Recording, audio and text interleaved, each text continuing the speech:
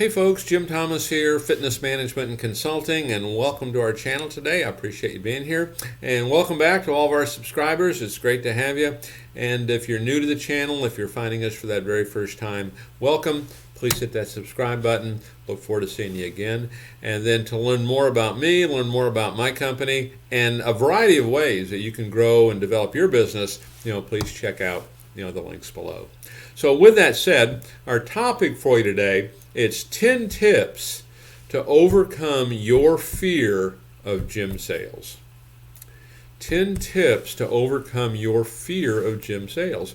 And a lot of people, they'll take a sales job and they're scared to death of it. I was one of those. Okay, I took that job and I was scared to death of it. Fortunately, I was able to figure it out. But if you're afraid of sales, if maybe you're a front desk person and you've kind of been pushed into that, if you're a personal trainer, you don't quite understand it. If you're in membership sales and it's not quite clicking for you because of some fears, take a look at these 10 tips and see if we can help you. And then if you're in charge of training salespeople, if you have salespeople that work for you, understand that a lot of this will fall in there from time to time to really have a dramatic effect on folks' performance. So 10 tips to overcome your fear of gym sales. And so number one, know the source of your fear. Know the source of your fear. Why are you afraid? Okay, and I'll just use myself as an example. I mean, the reason I was afraid is I thought, man, people are going to see me as too pushy. I'm going to lose all my friends. I'm going to get a bad reputation. That's why. That's why. Because it wasn't like I didn't believe. I was working out twice a day. I was fit. I was as fit as anybody in that building. But boy, I was afraid of sales. But that's why. Okay, is hey, I'm going to be perceived as pushy. I'm going to lose my friends. I'm not going to be cool. Okay, so that's why it was there. Now the problem was, of course, I didn't understand sales. I didn't understand what it really was. Okay, and we'll get into some of that here. Okay, now take action to address the source. Take action. Okay, well, let's use me as an example. The problem was, as I found out, and I had to find this out on my own. Nobody was really coaching me or training me. I was just tired of being dead last on the sales list. So take action to address the source. Well, the action that I had to take is I had to understand what selling is. I thought, I'm selling this monthly payment. I'm selling this contract. I got to talk them into this. They don't want to do it. I got to convince them to do it. And what I learned was that help them solve a problem.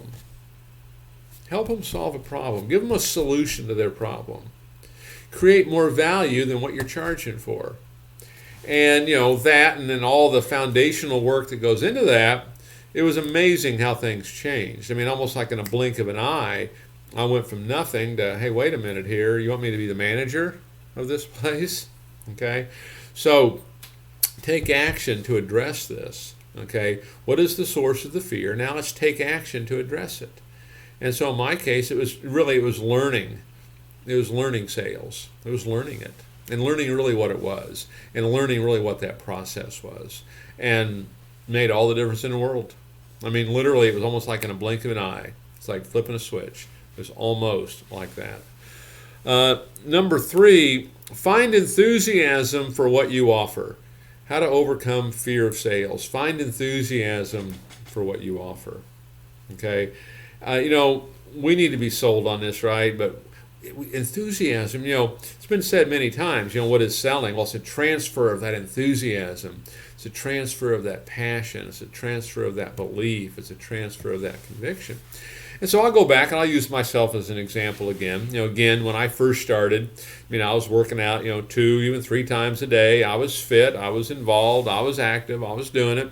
Didn't understand sales. Not very good at it. Figured it out. Became pretty good at it. I kind of jokingly say I became too good at it. Okay. And what I meant by that was I quit focusing on my workouts and really I started focusing on the sale. Okay. And I was doing well. Okay, now sales weren't at this point quite as easy as they once were. Okay, but I was still having success. And I'll never forget, one afternoon, my manager came to me and he goes, Jim, I want you to take the afternoon off. I want you to grab your workout bag, go grab a workout, and be ready to go, for the evening shift. I said, great, I can do that. No problem at all. Sounds terrific.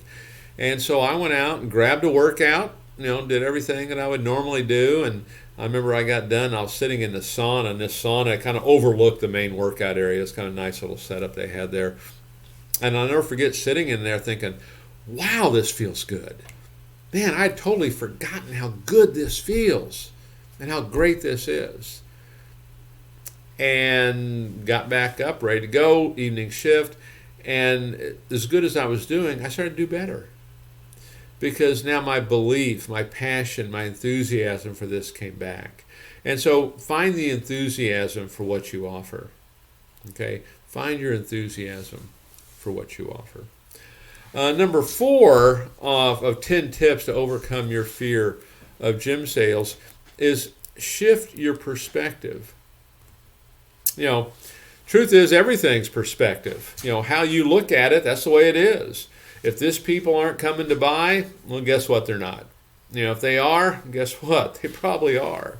Okay? Shift your perspective. If you change the way you look at things, the things you look at will change. If you change the way you look at things, the things you look at will change. Shift your perspective. Again, I'll kind of stay with me here. It's back in that same era, and I was, sales guy. And we had like 3 guys on that team, and we had an older guy, and he really struggled in it, okay? And then myself, and then had somebody in the middle. And so anyway, a customer came in, a young guy. He's like, 20, 21, and he wants to build his arms. He wants to get big and all the things that a lot of young guys want to do. Interested. He's a good candidate. And so he came in, and our third guy, I'll call him the third guy, he took him through and sat down with him. And I happened to be standing up near the manager's office when he came back up. And he goes, yeah, he doesn't want to do it. He's telling the manager, yeah, he doesn't want to do it. And the manager and myself both had talked to this guy when he came in. And he's going, well, he seemed pretty good. He seemed like a pretty good candidate. And he goes, no, doesn't want to do it. I said, well, okay. And the manager looked at me and said, Jim, would you mind going back and talking to him? That's all he said. He didn't say, Jim, do a TO, do a takeover. Jim, can you go back and close this sale? Nothing like that. He said, Jim, would you mind going back and talking to him? And so I just walked back, and I saw this guy as a great prospect. And I just walked back and introduced myself. Hey, my name's Jim. We met when you came in. How'd you like the gym? What kind of goals do you have? Hey, did he show you everything? Oh, yeah, looks great. And I said, yeah, we got a couple programs here, A and B, that can build those biceps, build that chest, get that V shape that you're looking for, get you everything you want. Of the 2, which one's going to work best? He goes, well, I think that one right there will work best. I said, great. Hey, can I be the first one to welcome you to the gym? He goes, yeah, that's great. I'm ready to get started. Signed up. The only real difference there was how we looked at it. The other guy didn't see this guy as prospect. I did. And so I treated him as such. People will respond to you in the same manner you treat them, more often than not. So shift your perspective. If you change the way you look at things, the things you look at will change. Number 4 on my 10 tips, start small. Start small. You're not going to just take one big bite and eat the whole pizza, right? It's one bite at a time. So just start small here. Start learning little things. What do I need to do initially? Well, the first thing I need to do is find out what their goals are. I need to understand why those goals are important. I need to allow them to tell me why those goals are important. I need to write those goals down. And then I need to take them through on this tour, show them how we can solve that problem. I need to show them solutions to that problem. I need to give meaning to what it's going to look like to, when you lose that weight and you wear those new jeans that you've not been able to wear. Or I want to give meaning to how great it's going to feel when you go to the beach or you sit at poolside. Okay? But just one step at a time. Now, when I did this, when I learned it, man, it was a big old I don't know, is that an inch and a half? How much is that? Inch and a half?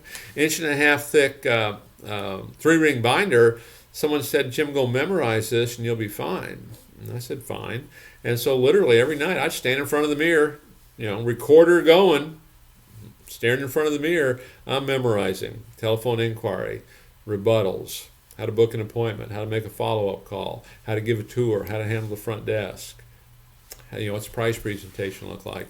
Just worked on everything, put it all together, and I was ready to go. So, start small, one piece at a time, but do it. Okay. Number 6, keep track of your successes. Keep track of your successes. Now, here's why I say this.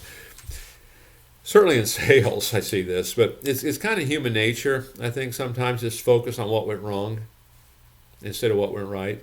I know a lot of times when I go into a meeting, I'll always ask everybody. We'll go through what's working well and what's not. And doesn't really matter if the club's doing well or not or whatever it's doing. I always get more. Here's everything that's not working. There's a million things not working, few things that are working. That's really not an accurate reflection. There's a lot more working.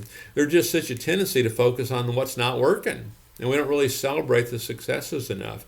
So keep track of your successes. Keep track of things that worked.